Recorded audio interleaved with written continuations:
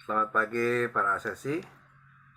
Melalui sarana kanal edukasi pariwisata Indonesia ini, secara bertahap kami bermaksud ingin membantu para asesi dengan memberikan pencerahan mengenai pengetahuan atau knowledge tentang core competence units untuk keperluan materi uji kompetensi yang akan dihadapinya guna mendapatkan sertifikat kompeten sebagai tenaga kerja profesional di bidang pariwisata, travel agency, dan atau tour operator pada khususnya.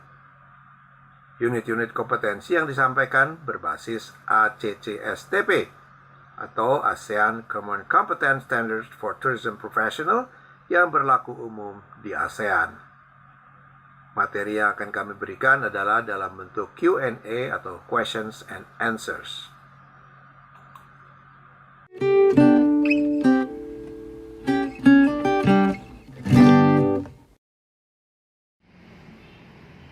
Salam kenal, saya Mamun Winata, manajer sertifikasi dari RSP Pramindo. Di mana tujuan kami dari RSP ini adalah mensertifikasi kompetensi dari setiap individu, baik itu dari hasil pelatihan, hasil pendidikan, maupun dari pekerja berpengalaman. Di mana di dalam kompetensi ini ada konsep dasar, 3 hal yang harus diperhatikan, yaitu pengetahuan, kemudian skillnya atau keterampilannya, dan kemudian attitude atau sikap kerja terhadap pekerjaan tersebut. Dalam hal ini, kanal edukasi pariwisata Indonesia mempersembahkan untuk rekan-rekan sekalian, yaitu bagaimana caranya mengetahui unit-unit common core atau unit-unit core, unit inti yang seharusnya dikerjakan oleh setiap individu. Karena ini adalah pengetahuan yang sangat mendasar bagi setiap individu. Salam Indonesia Kompeten.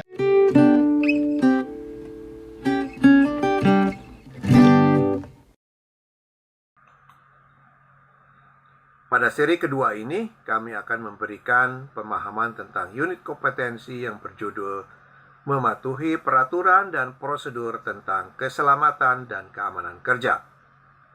Unit ini berkaitan dengan keterampilan dan pengetahuan yang diperlukan untuk melindungi keselamatan dan keamanan kerja bagi diri sendiri, kolega, dan pelanggan, seperti yang dipersyaratkan oleh undang-undang dan perusahaan. Hal ini belum mencakup pengetahuan tentang kesehatan, kebersihan, atau pertolongan pertama. 4 elemen utama yang perlu diperhatikan pada unit ini adalah: 1. Mengidentifikasi persyaratan keselamatan dan keamanan. 2. Mengikuti prosedur keselamatan dan keamanan pencegahan. 3. Menanggapi situasi darurat. Dan 4. Memberikan umpan balik kepada manajemen tentang prosedur keselamatan dan keamanan. Pertanyaan pertama, identifikasi beberapa sumber persyaratan keselamatan dan keamanan yang harus dipatuhi oleh bisnis perjalanan wisata.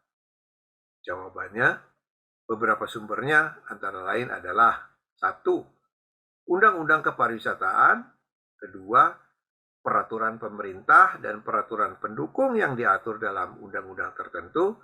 Dan yang ketiga adalah petunjuk pelaksanaan atau juklak wajib yang diatur berdasarkan undang-undang, peraturan pemerintah, dan atau peraturan perusahaan. Pertanyaan kedua, sebutkan beberapa cara untuk mengidentifikasi kewajiban yang diatur undang-undang yang harus dipatuhi oleh organisasi atau perusahaan. Jawabannya, beberapa cara mengidentifikasi kewajiban yang diatur undang-undang adalah: 1. Menghubungi lembaga dan otoritas lokal yang bertanggung jawab atas masalah kesehatan, keselamatan, dan kesejahteraan, baik secara langsung atau melalui telepon atau menggunakan jaringan internet. Kedua, berkomunikasi dengan manajemen dan atau petinggi dalam perusahaan atau organisasi yang mengetahui apa yang dibutuhkan dan dapat memberikan saran khusus. Ketiga, jika diperlukan, berbicara dengan operator lain dan meminta bantuan, saran, dan arahan dari mereka. Pertanyaan ketiga, apa dua tujuan utama dari kewajiban mematuhi hukum umum yang dikenakan pada semua bentuk bisnis? Jawabannya, dua tujuan utama dimaksud adalah: satu, menciptakan dan memelihara tempat kerja yang tidak menimbulkan risiko bagi orang. Dalam hal ini misalnya kolega, anggota masyarakat, pelanggan. Kedua, mengambil tindakan untuk menghindari bahaya yang dapat diperkirakan sebelumnya bagi masyarakat luas. Pertanyaan keempat, tentukan manajemen risiko dan identifikasi elemen-elemen komponennya. Manajemen risiko adalah istilah yang digunakan untuk menggambarkan aktivitas dan praktek yang dilakukan pebisnis untuk mengatasi bahaya atau sumber bahaya tersebut. Sedangkan risiko dapat dilihat sebagai sumber bahaya teridentifikasi yang berpotensi berdampak buruk pada kegiatan operasional. Dan ini semua termasuk kegiatan sebagai berikut. 1. Mengidentifikasi risiko dan mengevaluasi analisis risiko terhadap kriteria yang relevan. 2. Mengembangkan kontrol dalam rencana manajemen risiko untuk mengatasi risiko yang teridentifikasi melalui rencana manajemen risiko. Ketiga, memantau pelaksanaan rencana manajemen risiko yang disiapkan secara individual. Keempat, memantau lingkungan internal dan eksternal untuk risiko baru dan risiko yang berubah secara berkelanjutan. Serta terakhir, nomor 5 adalah mengkaji praktek manajemen risiko dan konteksnya. Pertanyaan kelima, definisikan PPE atau dalam bahasa Inggris adalah Personal Protective Equipment and Clothing yang diterjemahkan ke dalam bahasa Indonesia APD atau alat pelindung diri dan pakaian, dan berikan beberapa contoh APD. Jawabannya, beberapa contoh APD antara lain adalah 1. Kacamata pelindung, goggle pelindung mata, dan pelindung wajah. 2. Pakaian, seperti kemeja lengan panjang dan celana panjang, celana terusan, pakaian dengan visibilitas tinggi. 3. Helm, topi, atau pelindung kepala jenis lainnya. 4. Pelindung lunak untuk bagian tubuh seperti pelindung untuk siku, untuk lutut, untuk selangkangan. 5. Sarung tangan dan pelindung telapak tangan dan atau jari jemari. 6. Alas kaki, seperti misalnya sepatu khusus atau sepatu bot bertutup besi atau baja. 7. Pelindung pendengaran, seperti alat penyumbat telinga dan atau penutup telinga. 8. Pelindungan pernapasan, seperti masker, alat bantu pernapasan. 9. Sunscreen, cairan pelindung dari sengatan sinar matahari. Dan 10. Repellent, cairan pelindung dari serangan serangga. Pertanyaan ke-6, sebutkan beberapa topik yang mungkin menjadi fokus untuk prosedur keselamatan dan keamanan kerja di perusahaan. Jawabannya, beberapa topik fokus tersebut antara lain adalah 1. APD, alat pelindung diri dan pakaian. 2. SOP dalam keadaan darurat, misalnya terjadi kebakaran atau gempa. 3. SOP dalam penanganan korban luka atau meninggal. 4. SOP keselamatan dan keamanan pribadi, tamu ataupun pelanggan. 5. SOP pemeriksaan sebelum keberangkatan tur. 6. Catering untuk pelanggan yang penyandang disabilitas. 7. Rekomendasi atau promosi asuransi perjalanan. Dan 8 terakhir adalah SOP pengoperasian bisnis yang beretika. Questions nomor 7 atau pertanyaan nomor 7. Berikan beberapa alasan mengapa karyawan perlu mengetahui konsekuensi potensial jika tidak menerapkan atau mematuhi prosedur keselamatan dan keamanan kerja di perusahaan yang disyaratkan. Jawabannya, beberapa alasan tersebut antara lain adalah ia tidak mampu menjelaskan SOP keselamatan dan keamanan kerja kepada staf dan kolega di perusahaan. 2. ia tidak mampu menjelaskan dan mendemonstrasikannya kepada tamu dan pelanggan. Ketiga, ia tidak mampu memotivasi kolega di perusahaan untuk bekerja dengan cara yang dibutuhkan oleh bisnis. Dan keempat, ia tidak mampu meningkatkan kepuasan kerja dan memperlihatkan perasaan pribadi tentang tempat kerja serta kebanggaan terkait pekerjaannya. Pertanyaan nomor 8. Berikan beberapa kemungkinan hasil negatif dari kegagalan untuk mengikuti prosedur keselamatan dan keamanan yang dipersyaratkan. Jawabannya, beberapa kemungkinan itu antara lain adalah 1. Kehilangan dan atau kerusakan barang fisik. 2. Dampak terhadap pribadi seperti cedera, luka, sakit, bahkan kemungkinan risiko kematian. Ketiga, kerusakan dalam tanda kutip pada perusahaan, yang dalam hal ini adalah reputasi, citra, penurunan tingkat penjualan, dan bisnis lanjutannya. Keempat, laba yang berkurang sebagai akibat dari uang yang harus dikeluarkan untuk tindakan hukum, perbaikan, penggantian, dan tindakan mitigasi lainnya. Kelima, tindakan indisipliner dari staf dan karyawan di perusahaan, serta keenam, kehilangan pekerjaan. Pertanyaan ke-9. Sebutkan 3 cara untuk mengidentifikasi atau mengklarifikasi ruang lingkup wewenang seseorang. Jawabannya, 3 cara mengidentifikasi ruang lingkup wewenang seseorang. 1. Melalui SOP keselamatan dan keamanan kerja yang merupakan bagian dari tugas dan orientasi seluruh jajaran karyawan dalam pekerjaan mereka di perusahaan. 2. Melalui pelatihan internal formal yang berfokus pada topik ini. Dan ketiga, melalui diskusi dan penjelasan dari supervisor ataupun manajer terkait. Pertanyaan ke-10. Identifikasi beberapa alasan mengapa Anda harus mengetahui atau memperoleh informasi keselamatan dan keamanan kerja yang diperlukan terkait dengan sebuah perjalanan wisata. Jawabannya, beberapa alasan Anda mengapa harus mengetahui dan memperoleh informasi ini. 1. Mematuhi SOP di perusahaan, mengingat ini adalah persyaratan standar di semua bisnis. Kedua, mampu membuat keputusan dan menentukan apakah perjalanan wisata tersebut dengan rekomendasi A. dapat dilanjutkan, ditunda, atau dibatalkan. B. dapat dibuatkan perubahan atau kegiatan penggantian perjalanan. C. dapat dimodifikasi dengan cara lain yang sesuai dengan risiko lebih kecil. Ketiga, mampu mengidentifikasi pengetahuan relevan yang perlu dibagikan kepada peserta perjalanan wisata tersebut.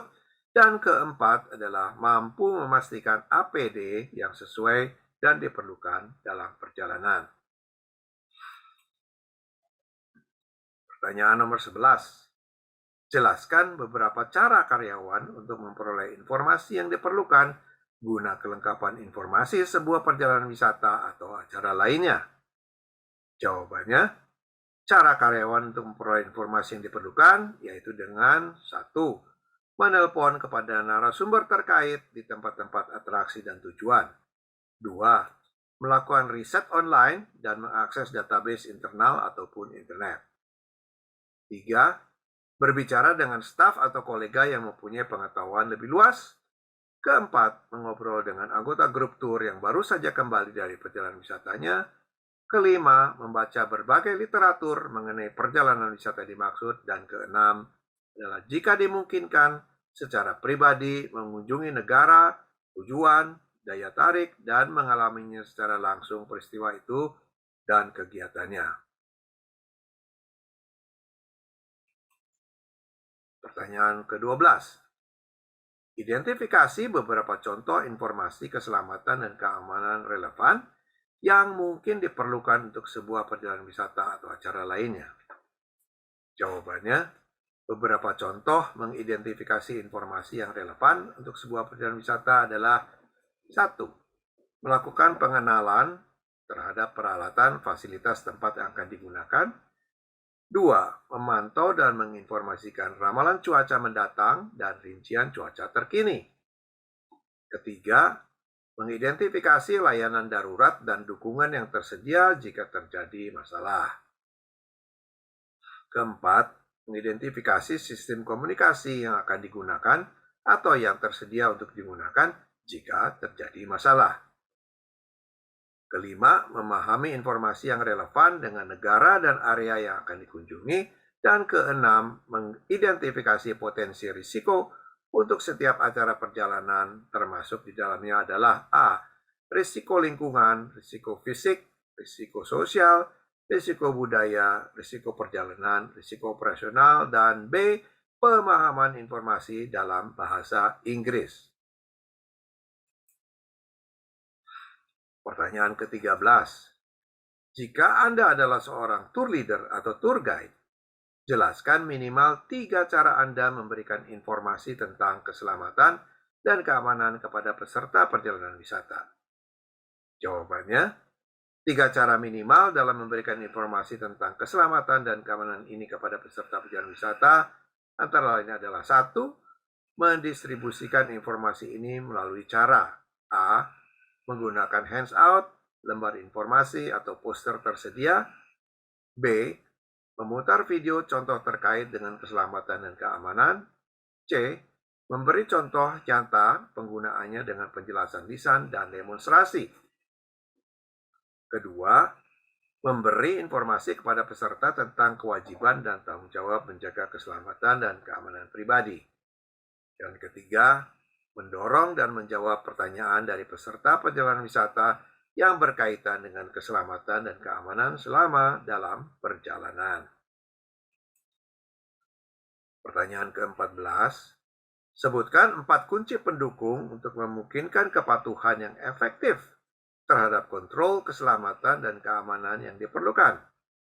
Jawabannya, 4 kunci pendukung terhadap kepatuhan yang efektif adalah 1.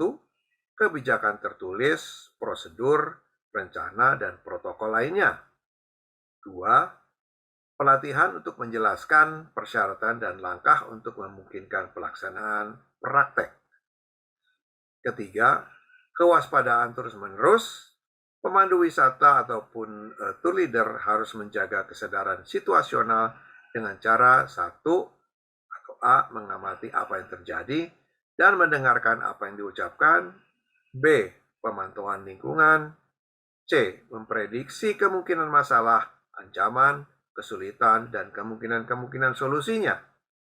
Dan keempat, mengambil tindakan sesuai kebutuhan terkait. Pertanyaan ke-15. Identifikasi dan jelaskan beberapa tindakan yang mungkin diambil sebagai tanggapan terhadap risiko dan pelanggaran keamanan yang teridentifikasi secara rutin. Jawabannya, beberapa tindakan yang bisa diambil sebagai tanggapan atas risiko dan pelanggaran. 1. Memberitahu atau menasihati peserta perjalanan wisata tersebut tentang situasi yang ada. Kedua, mengoptimalkan keselamatan dan keamanan peserta dan karyawan secara berkesinambungan. 3. Membatasi atau mengendalikan tindakan peserta yang berlebihan. Keempat, mengubah rencana perjalanan. Dan kelima, menjalin kontak dengan personel terkait atau otoritas lokal. Pertanyaan ke-16, berikan 4 contoh situasi abnormal yang potensial. Jawabannya, 4 contoh situasi abnormal antara lain adalah ketika pintu, jendela, kendaraan, kamar, dan bagasi atau tas yang tidak terkunci atau terbuka saat sebenarnya harus dikunci atau ditutup. 2. Barang rusak atau hilang, termasuk material, properti, sumber daya, dan peralatan.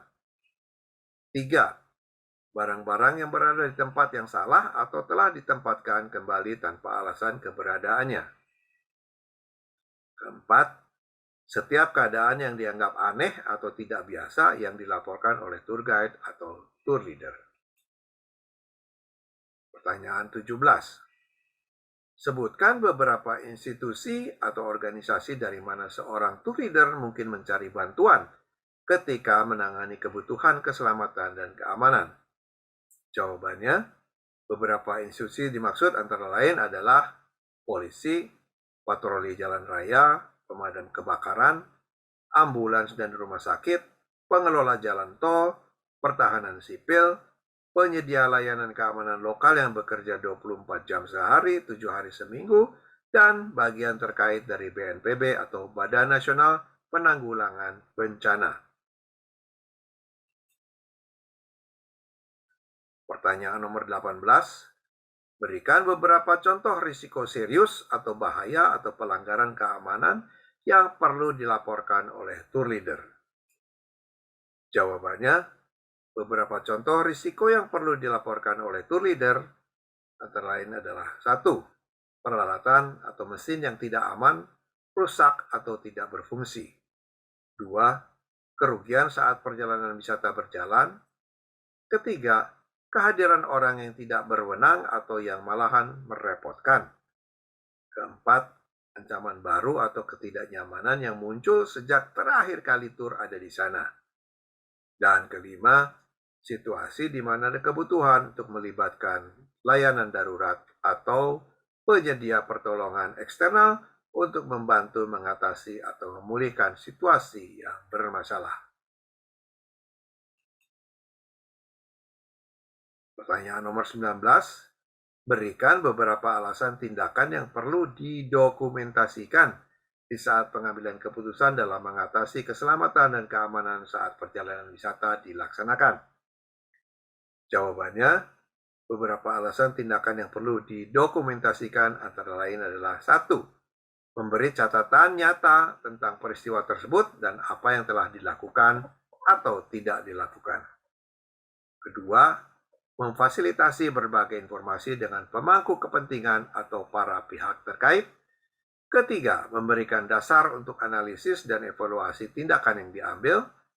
4. Mengurangi atau menghilangkan kejadian kesalahan atau pelanggaran yang berulang.